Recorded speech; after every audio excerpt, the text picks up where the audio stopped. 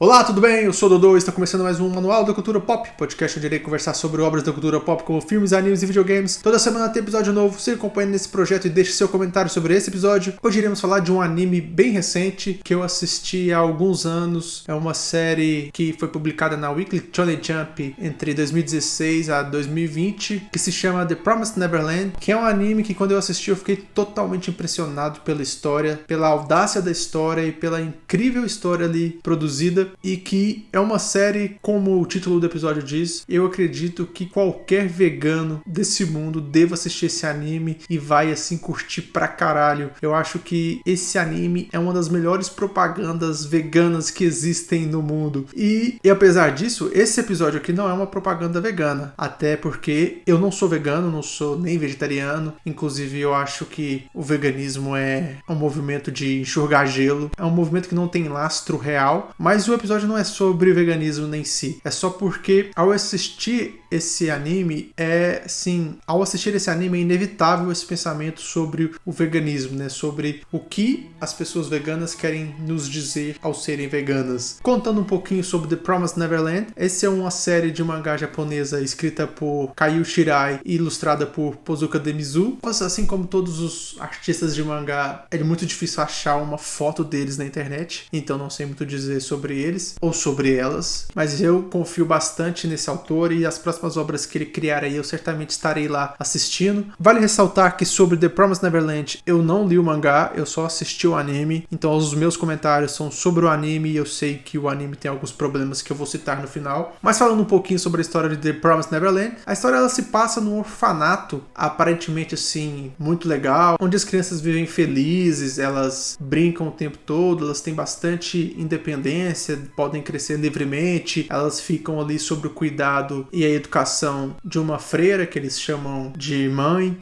que no caso é a personagem que se chama Isabela. E aí de vez em quando uma criança é adotada e elas se despedem de todo mundo e é uma vida assim muito bonita, né? Onde as crianças todas crescem juntas ali, todos têm essa conexão como se quase fossem irmãos, né? Não órfãos. O orfanato parece um lugar assim maravilhoso, né? As crianças crescem ali todas juntas, brincando, tem esse sentimento assim de irmão umas com as outras, então parece sim um lugar muito bonito. O plot da história acontece quando uma das crianças é adotada e aí tem toda uma festa de despedida que ela vai ser adotada, vai viver com os novos pais dela, todas as crianças se despedem, uma despedida muito triste e feliz ao mesmo tempo, né? Triste porque ela tá se despedindo de uma pessoa que eles gostam e feliz porque ela tá indo viver com uma nova família. Só que essa criança ela tem um brinquedo favorito e na hora de partir ela esquece esse brinquedo. Então duas crianças do orfanato, ao perceberem que ela estava sem o seu brinquedo favorito, vão atrás dela e vão até lá a saída do orfanato para entregar o brinquedo favorito dela, e quando eles chegam lá, eles veem que ela está morta. E aí eles percebem que estão sendo criados para o abate. Basicamente a história toma esse rumo sombrio quando algumas das crianças descobrem a verdade aterrorizante, que o orfanato é na verdade o lugar onde elas estão sendo criadas para servir de alimento. Elas estão sendo criadas para abate, para a alimentação de demônios. Ou seja, elas estão sendo criadas como um gado para os demônios. A alusão óbvia que eu fiz no início, o que as vacas são pra gente, eles são para demônios. Então só aí já é incrível, né? Essa alusão de que humanos sendo criados para abate. Essa coisa, por exemplo, que eu sei que existe no mundo da agropecuária, que é tipo a criação amorosa, né? Com o gado, né? Eles criam, dão uma melhor ração para as vacas, dão um carinho, dão amor, e no final é cortar a cabeça, não tem solução. No final está sendo criado para o abate. Então, basicamente, assim, é uma crítica social sobre o consumo de carne incrível, maravilhoso. E eu não sou vegano e eu achei, assim, perfeito. Tão incrível essa série que quando você vê esse primeiro episódio, onde isso tudo já acontece, você fica assim, meu Deus, isso aqui que eu estou assistindo é maravilhoso. E a série vai muito além disso. Esse que eu falei é só o plot inicial, porque outra coisa incrível desse anime são os personagens principais, são as três crianças que basicamente são são os personagens principais da série. As crianças protagonistas são a Emma, o Norman e o Ray. Todos são muito, assim, perfeitos em cada particularidade. A Emma é o personagem principal de Shonen. É aquela personagem, sim, que muito intensa, que faz tudo pelos amigos, que tem esse carinho e faz com que todo mundo em volta dela se sinta inspirada por ela. E o Norman e o Ray são, sim, super inteligentes, são crianças super dotadas, então os planos que eles criam, as tentativas de encontrar maneiras de escapar junto com as outras crianças que eles começam a desenvolver. É uma série que explora durante toda a primeira temporada os planos dessas 3 crianças para escapar do orfanato e levar todas as outras crianças juntos. Eles não querem escapar sozinhos. Para escaparem, tem que ser todo mundo junto, em razão da Emma, porque o Norman e o Ray, como são crianças superdotadas, eles imaginam que é praticamente impossível fugirem todos juntos, então para eles seria melhor fugir só os 3, mas para Emma é essencial que todas as crianças consigam fugir juntas, então todo o desenvolvimento da primeira temporada é o plano de fuga do orfanato, e todo episódio, assim, é muito bom. É uma história muito instigante, que você fica sempre querendo ver o próximo episódio para saber o que vai acontecer, como que eles vão conseguir sair dali. Vai surgindo outras plots, outras histórias ali dentro que você vai vendo, assim, que é muito maior do que aquilo. E, assim, a série explora muito bem esse desafio psicológico, essas estratégias, os segredos, como vai ser elaborado o plano. Então, tipo assim, aquelas séries de plano elaborado, sei que, assim, que eu posso fazer uma comparação aqui com Prison Break, com La Casa de Papel, essas séries que tem um grande plano durante toda a temporada, que ele vai ser executado no final, e você fica assistindo todos os episódios, tentando entender como que vai acontecer, o que vai acontecer, como é que eles vão conseguir. Então é uma obra, assim, muito boa, mistura suspense, mistério, drama, tem reviravolta quase todo episódio, te mantém, assim, intrigado e com aquela vontade de assistir o próximo episódio. E eu acho que é importante nessa série também, eu tava pensando sobre isso, eu indiquei um filme pra minha irmã assistir esses dias pra trás, que pra mim é um dos melhores filmes do século XXI, e que eu pretendo fazer um review dele aqui do meu podcast, que é o Parasita, o filme sul-coreano que ganhou o Oscar. Não me recordo o ano aqui de cabeça, mas eu acho que Parasita é um dos melhores filmes do século XXI, porque Parasita é um filme muito bem construído em várias camadas, né? A história é boa. Então, por exemplo, na primeira camada, a história é excelente, então você vai assistir uma história muito legal ali durante o filme. E aí, na segunda camada, você tem a boa direção, a boa atuação, toda a arte visual do filme, que também é brilhante. Então, é um filme que passa da primeira camada de ser uma ótima história, passa da segunda camada de ser um filme muito bem para, entre aspas, críticos, né? É boa direção, boa atuação e tudo mais. Então, é um filme que agrada quem quer ver uma boa história e quem curte essa parte, assim, de atuação e de direção. E também é um filme excelente na terceira camada, que é um filme que traz uma crítica social muito legal, e que, se você aprecia essas 3 camadas, se você gosta da história, curte a parte técnica e curte a crítica social, você tem uma experiência incrível com o filme. Só que o filme é tão bem feito que você não precisa chegar nas 3 camadas para curtir o filme. Se você parar na primeira, se você só foi lá e assistiu uma boa história, você vai gostar do filme, é um ótimo filme. Se você parar na segunda camada, se você gostar da direção, essas coisas, se você for essas pessoas da mente derretida, que não pode ver uma crítica social, que já desanima com tudo na vida, você vai curtir o filme também. Então é um filme excelente em todas as suas camadas, em todas as coisas que ele pretende ser. Porque alguns filmes, algumas histórias trazem todas essas coisas, traz a história, traz a parte técnica e traz a crítica social. Alguns são excelentes na crítica social, mas não são muito bons na parte técnica, não são muito bons na história. Outros são bons alguns são bons só na história, outros são bons só na parte técnica, que é aqueles filmes de Oscar, né? Filmes para crítico ver, filmes que crítico vai bater palma, mas a sala de cinema tá vazia porque ninguém se interessa pela história. São aqueles filmes de 3 horas e meias que são um pouco sem graça, mas que são muito bons na parte técnica. E eu acho que The Promised Neverland tá nesse sentido.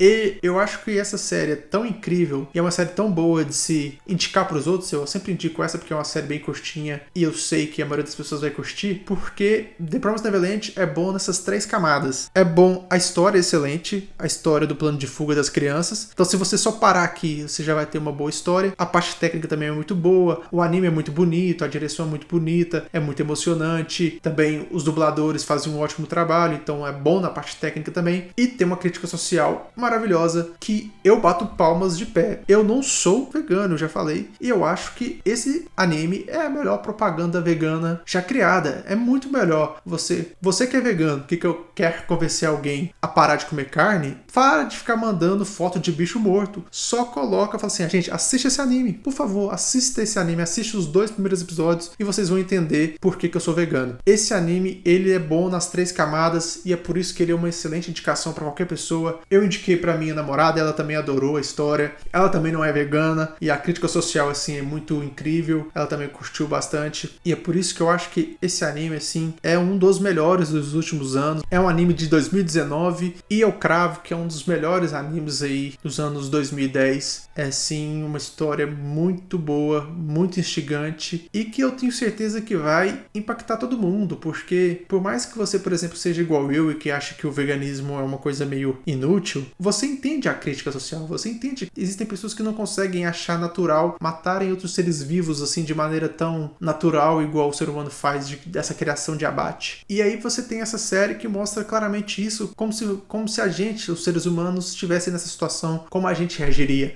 As crianças, por terem consciência, elas não querem aquilo. Não adianta elas terem sido criadas com amor e com respeito e com carinho. Elas estão sendo criadas para abate, elas querem viver, elas não querem morrer. Então, é uma crítica social maravilhosa. E na segunda temporada, eu acho que dito isso é a primeira temporada, é o plano de fuga do orfanato. É uma série já antiga, eu vou dar um spoiler a mais. As crianças conseguem fugir do orfanato no final da primeira temporada, e então começa a segunda temporada. A segunda temporada começa muito bem, na minha opinião, que ela mostra outra crítica social, porque as crianças conseguem fugir e elas estão soltas no mato. E aí elas são ajudadas por um demônio ajuda elas, né? E elas só conseguem fugir de verdade por causa desse demônio. Esse demônio dá um bom guia para essas crianças. E aí você pensa, olha, então existem demônios que não comem crianças, né? Existem demônios que não são carnívoros, né? No sentido do anime. Mas na verdade não. Esse cara, não é que ele não come crianças. Ele gosta de comer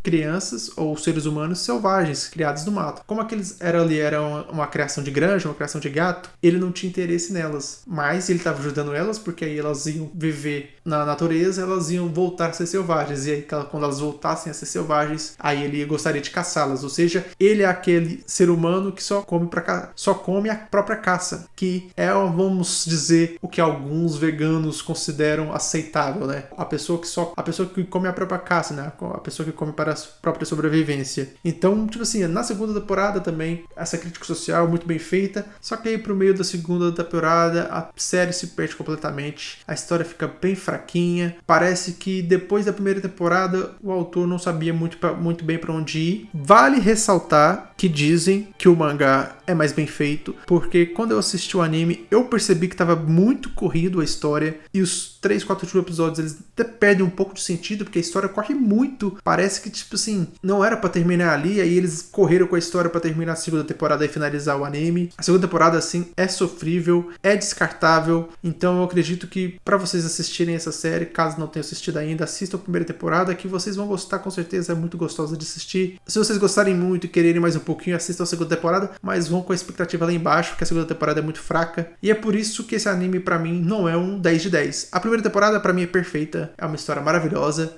mas a segunda temporada é deplorável, a segunda temporada é muito fraca em todos os sentidos, a história não tem sentido na segunda temporada, a primeira temporada é perfeita porque é como se fosse a primeira temporada de Prison Break, que é aquele plano perfeitinho de fuga. Aí depois que fugiu, parece que a história perde um pouco de sentido, porque o sentido da história era fugir da prisão. Se você já fugiu da prisão, a história, infelizmente, deveria acabar. Mas a história não acabou, a história continuou e se perdeu. Assim como Prison Break se perdeu também. Então eu dou uma nota 7 de 10 para esse anime, devido à segunda temporada desastrosa, por isso baixou bastante a nota. Mas ainda assim, vale muito a pena assistir. É uma história brilhante e é uma crítica social na ponta do lápis, uma crítica social assim perfeita, muito bem executado, uma história fechadinha na primeira temporada. Então, pessoal, deem uma chance para The Promised Neverland, vocês vão curtir. Esse é um dos melhores animes aí dos anos 2010, um dos melhores aí dos últimos tempos. Podem confiar, podem assistir, que vocês vão curtir uma belíssima história e uma belíssima crítica social ao consumo de carne. Talvez vocês assistam esse anime e se tornem veganos aí. Talvez eu esteja aí cultuando o veganismo sem saber, ao promover este grande anime, essa grande história. Pessoal, é só isso por hoje. Eu fico por aqui. God bless e good night.